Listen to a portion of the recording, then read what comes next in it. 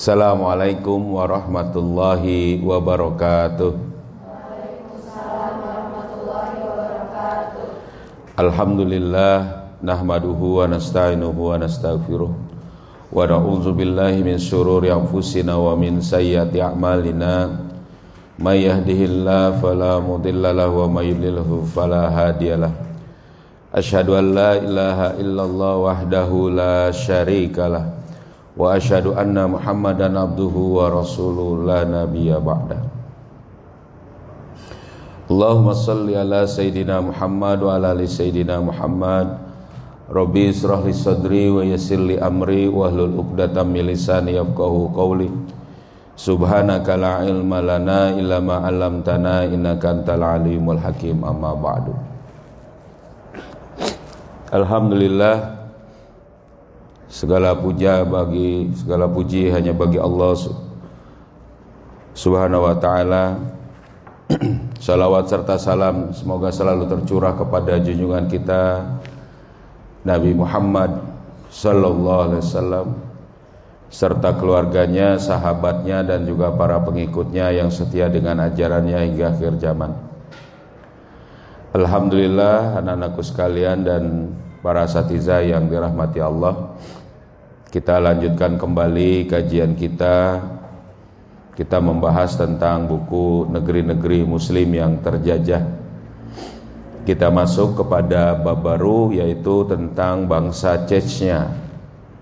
Jadi Chechnya ini ya, kalau sekarang masuk dalam wilayah Rusia ya, Uni Soviet.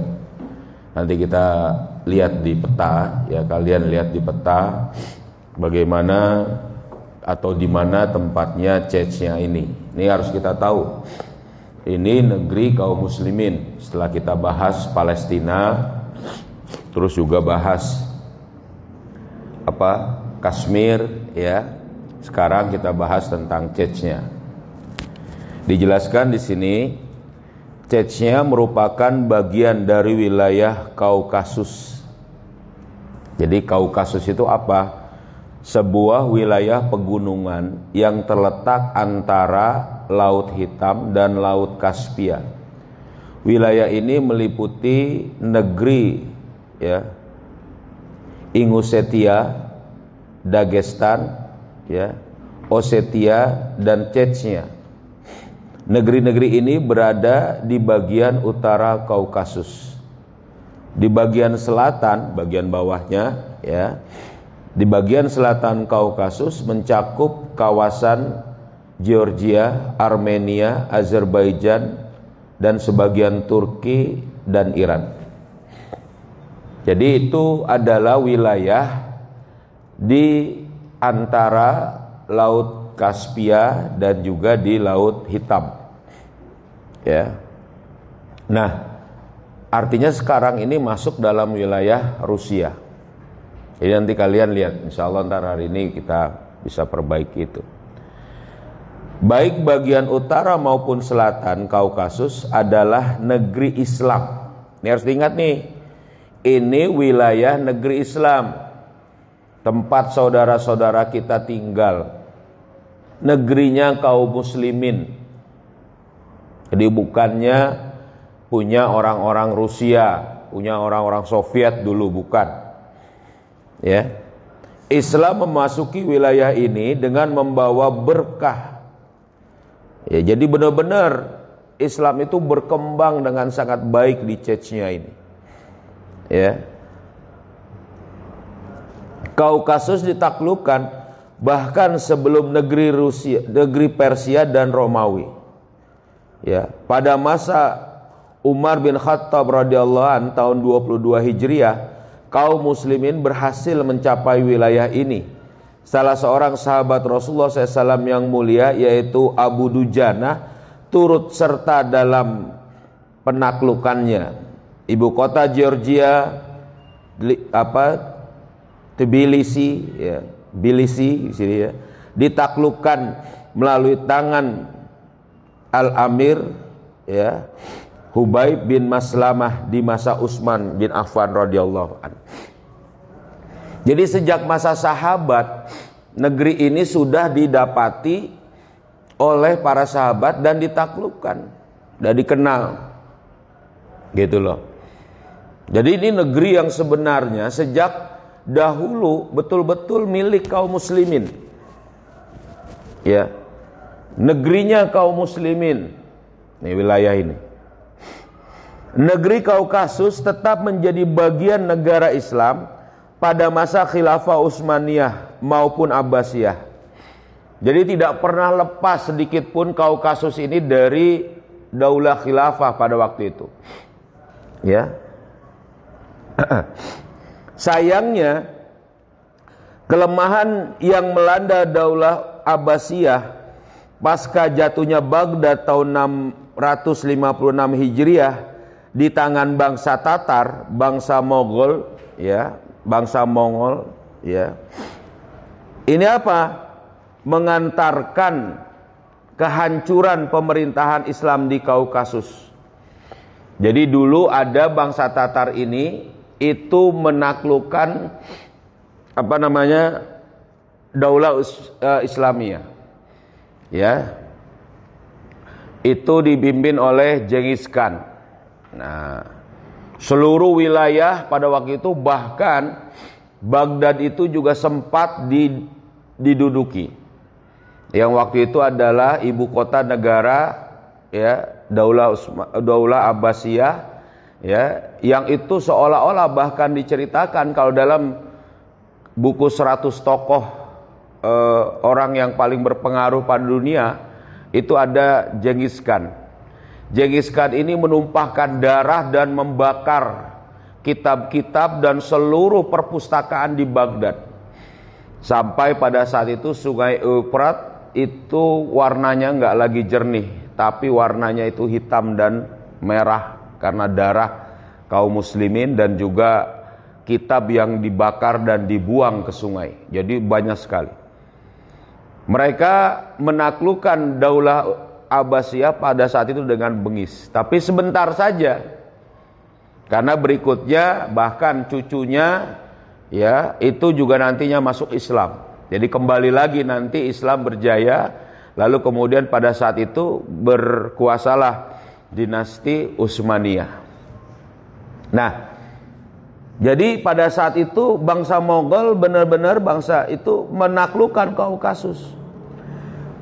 Meski demikian orang-orang Mogul ini yang pernah membantai kaum muslimin, itu saya katakan, ternyata kemudian memeluk Islam melalui penduduk Kaukasus yang sempat dikalahkannya. Masya Allah. Jadi benar-benar akhirnya mereka itu menjadi juga pembela Islam. Ya, harus kita ketahui. Kemudian mereka mendirikan pemerintahan Islam di Kaukasus yang terbentuk pada abad ke-13 Masehi dan menempatkan Kazan, ya, yang berada di sebelah timur Moskow sebagai ibu kota pemerintahan mereka. Jadi ada ibu kotanya di situ. Jadi satu pemerintahan yang kemudian tetap dalam pemerintahan Islam, walaupun tadinya sempat ditaklukkan oleh bangsa Tatar. Iya. Ini bukunya Najwa kecil ada bukunya? Oh, ada di bawah. Ditaruh di atas saya. Ditaruh di atas mejanya. Ayo, ditaruh di atas mejanya. Nah, ya gitu. Ya. Kirain nggak ada kitab, nggak ada bukunya. Baca ya. Ini walaupun kalian sudah bisa membaca, ya pasti ya bisa baca sendiri. Tapi di talaki satu persatu seperti ini tuh lebih membekas. Ya, ini yang kemudian kita lakukan. Sebentar. Itu ya, ditaruh di atas itu, dipegang. Ya. Nah, jadi begitu. Jadi mereka membentuk pemerintahan tersendiri. Nah, lama kelamaan, ya, negara mereka menjadi kuat. Perkembangannya sangat cepat dan meluas ke bagian selatan hingga mencakup wilayah Kaukasus. Kekuasaannya membentang hingga Siberia dan Moskow sendiri, ya. Lalu dikenal dengan kerajaan emas, ya. Ya, jadi Al-Mamlakah Az-Zahabiyah. Jadi kerajaan emas, kekuasaan emas. Karena apa? Karena banyak sekali emas yang terkumpul di ibu kotanya.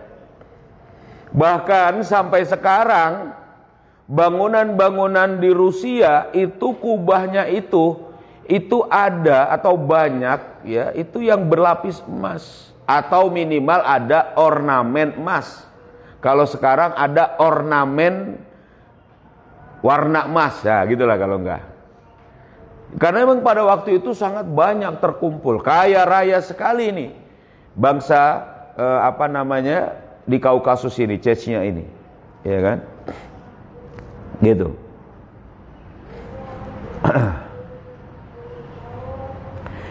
Begitu juga posisinya yang mengungguli negara-negara tetangganya pada masa itu.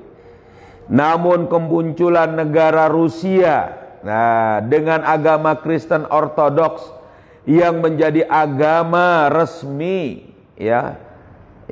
agama resmi pemerintahannya, dan adanya dukungan dari para pemuka Moskow telah mengantarkan pada perseteruan terus-menerus dengan negara Tatar Islam. Jadi Ad-Daulah Tatariyah Al-Islamiyah. Perseteruan itu berakhir setelah berlangsung selama 2 abad. Bayangkan ini. Selama 2 abad, 200 tahun. Panjang. Hampir 2 atau 3 generasi. Jadi benar perseteruan yang terus menerus. Ini yang luar biasa yang kalian harus juga tahu. Bahwa mereka akhirnya itu juga betul-betul menundukkan negara tadi Al-Mamlakah Az-Zahabiyah ini. Nah, perseteruan itu berakhir setelah berlangsung selama 2 abad dengan runtuhnya negara Tatar yang diiringi hancurnya ibu kota Kazan ini. Penduduknya dibantai dan dirubah secara paksa menjadi etnis Rusia. Setelah kaum prianya benar-benar habis dibantai, jadi benar-benar dibunuh semuanya. Jadi bangsa Tatar itu waktu itu dibantai, dihabisi seluruhnya. Laki-lakinya tidak ada. Jadi dirubah penduduknya itu menjadi etnis Rusia, gitu. Lalu sebagian besar kaum wanitanya dikawinkan secara paksa dengan pria-pria Rusia. Dengan demikian sirna sudah eksistensi Islam di jantung Rusia akibat kelalaian kaum muslim yang pada waktu itu yang belum pernah menjalin kontak dengan saudara-saudara mereka di bagian selatan yang menjadi pusat negara. Jadi negara ini sebenarnya terpisah sendiri dengan Daulah Khilafah Utsmaniyah. Daulah Khilafah Utsmaniyah itu pada waktu sangat besar, sangat gagah juga, kuat juga pada waktu itu.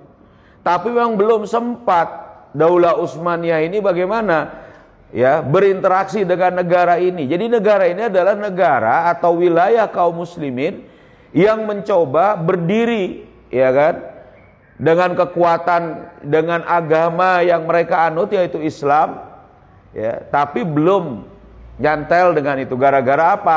Awalnya masih terhubung. Gara-gara bangsa Monggol itu menaklukkan, akhirnya mereka terpisah. Nah, ini dia yang ada.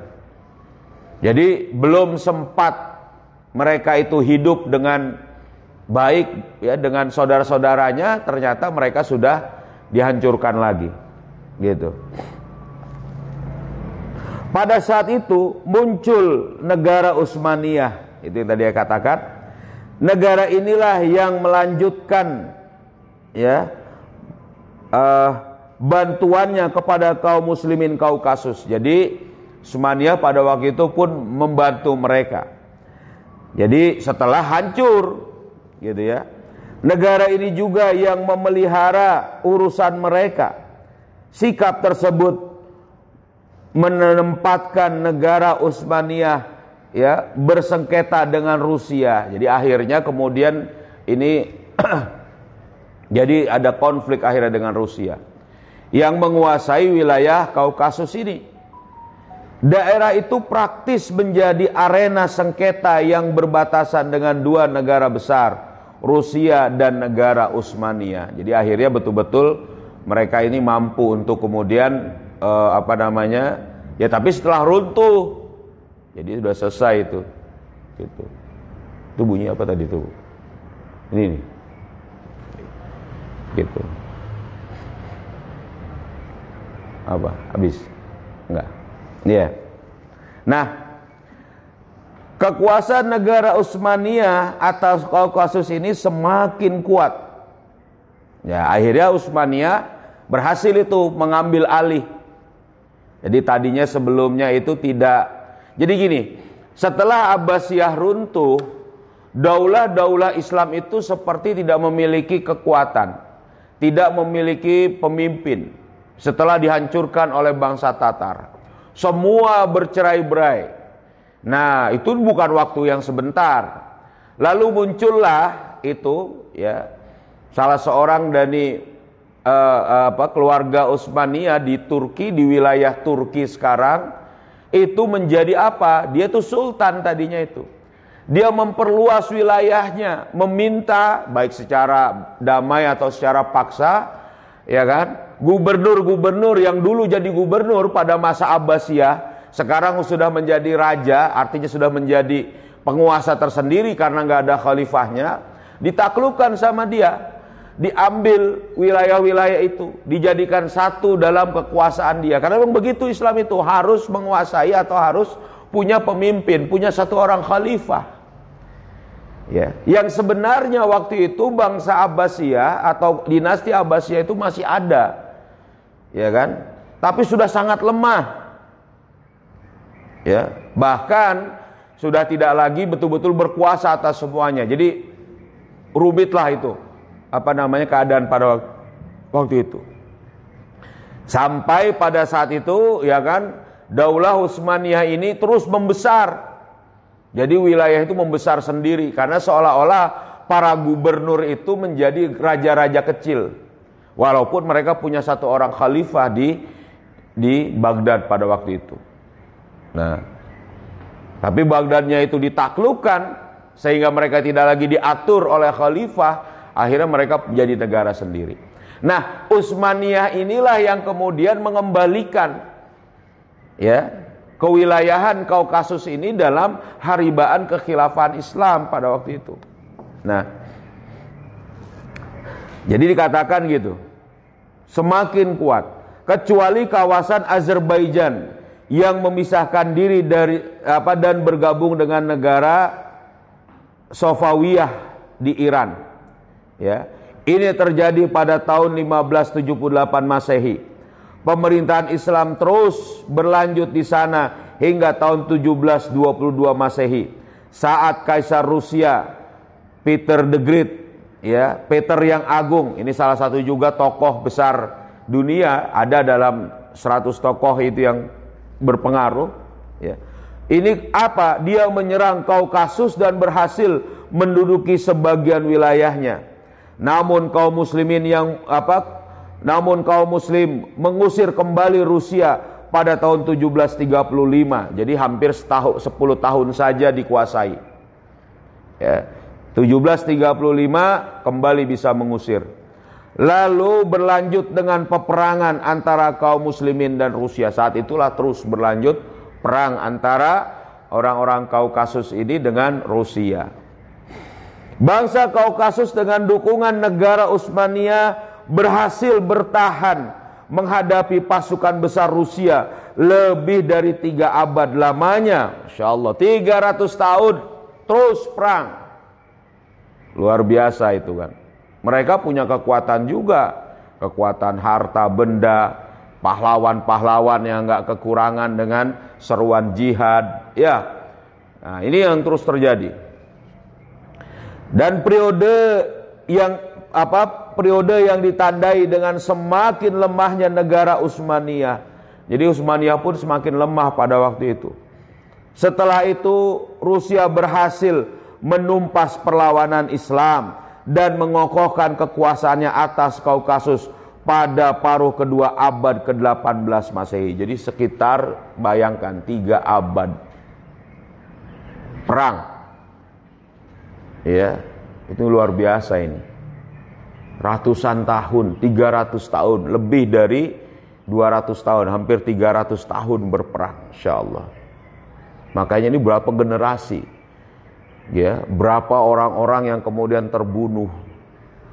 Ini bukan karena mereka menerapkan Islam, tapi karena orang-orang kafir tidak suka dengan Islam. Jadi jangan dikatakan nanti dengan adanya peperangan-peperangan di wilayah-wilayah Islam pada masa dahulu, itu dikatakan Islam itu menyebarkan kebencian dan peperangan. Bukan.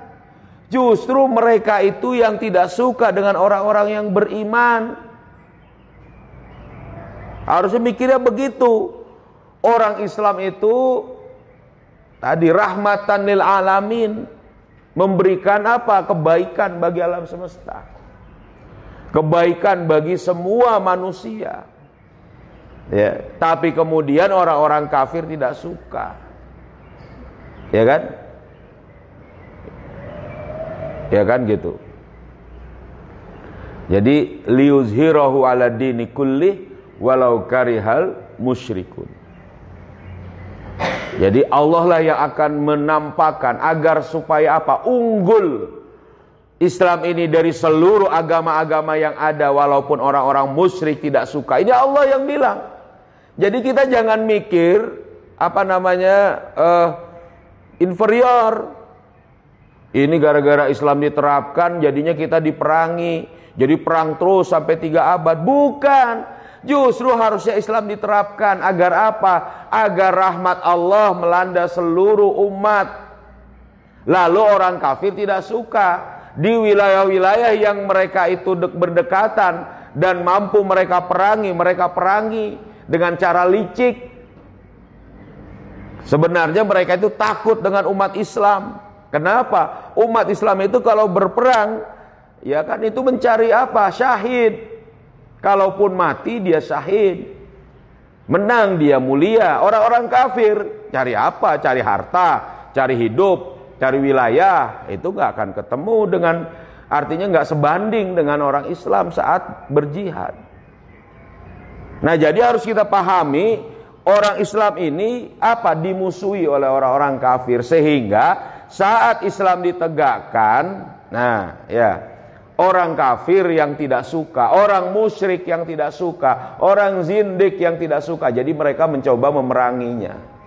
Bukan gara-gara Islam sehingga tidak ada damai, bukan begitu. Justru dengan Islam itulah damai. Nah, jadi kalau gitu, tapi sekarang ini kan nggak ada Islam, nggak ada pemerintahan Islam, damai juga. Siapa bilang nggak damai? Susah. Coba orang Islam banyak tidak bisa melaksanakan syariat Islam, bahkan ajaran Islam dikriminalisasi. Gimana damai? Orang Islam itu tidak bisa menjalankan seluruh syariatnya, betul nggak? Iya kan? Justru harusnya mikir, ini orang Islam nggak bisa melaksanakan ajaran Islam, lah jadi orang apa? Ya dah? Orang Islam nggak boleh melaksanakan syariat Islam, ya nggak bisa. Makanya kita harus kemudian memahami, inilah kenyataan fakta sejarah tentang bagaimana umat Islam dicesnya pada waktu itu. Ya, ya diperangi sampai betul-betul saat itu wilayah Kaukasus tunduk habis, sudah selesai. Perlawanan umat Islam betul-betul dikalahkan. Kadang bisa saja kalah, bergilir. Ya, nanti kadang menang, kadang kalah dan sebagainya. Ya, saat itu selama 3 abad barulah orang-orang Rusia berhasil ngapain? Ya, menaklukkan orang-orang Kaukasus. Selesai sudah pada pertengahan abad ke-18. Ya, ke situ dulu. Ini wilayah Chechnya. Jadi kalau nanti kita berdoa, mudah-mudahan kita ingat, kita tambahkan Allahumma ansur ikhwanana fi Palestin, ya, Chechnya, ya, Allahumma ansur ikhwanana fi Kashmir, Allahumma ansur ikhwanana fi CES-nya. Sekarang katanya Presiden Putin baik. Ya, dia bukan baik, dia pencitraan berbaik-baik dengan Islam, padahal dia tidak menerapkan syariat Islam. Ya, tidak baiklah di situ. Gitu ya. Paham? Sedikit ini paham ya? Iya, hari Jumat suasananya suasana liburan ya. Oh iya ya, madrasah masih masuk ya. Madrasah masih masuk ya. Iya. Ya, nikmati di ini. Nanti tidak ada liburan rencana kita ya. Begitu, anak-anak sekalian, ada yang mau ditanyakan? Tidak. Cukup ya? Ya, mudah-mudahan tetap menjadi pelajaran bagi kita, satu informasi, maklumat bagi kita bahwa ada saudara-saudara kita di wilayah Rusia, Kaukasus ini, gitu. Ya, kalau tidak ada ya kita tutup ya, tidak ada pertanyaan, kita tutup dengan baca surat Al-Asr bersama-sama. Ya. Bismillahirrahmanirrahim. Wal asri innal insana lafi khusrin illalladzina amanu wa amilus solihati wa tawasau bil haqqi wa tawasau bis sabr. Subhanakallahumma wa bihamdika asyhadu an la ilaha illa anta astaghfiruka wa atubu ilaik. Assalamualaikum warahmatullahi wabarakatuh. Allahumma salli ala sayyidina Muhammadin tibbil qulubi wa dawaiha wa afiyatil abadani wa shifaiha wa nuril absari wa diyaiha wa ala alihi wa sahbihi wa sallim. Allahumma sholli ala sayyidina Muhammadin tibbil qulubi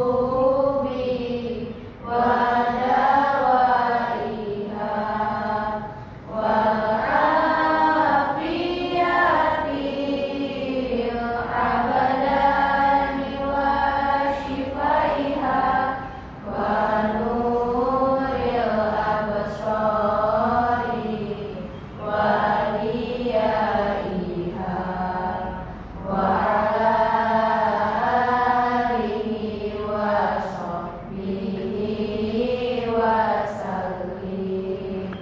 Allahumma salli ala sayyidina Muhammadin tibbil qulubi wa dawaiha wal afiyatil abadani wa shifaiha wa nuril absari wa diyaiha wa ala alihi wa sahbihi wa sallim. Alhamdulillah.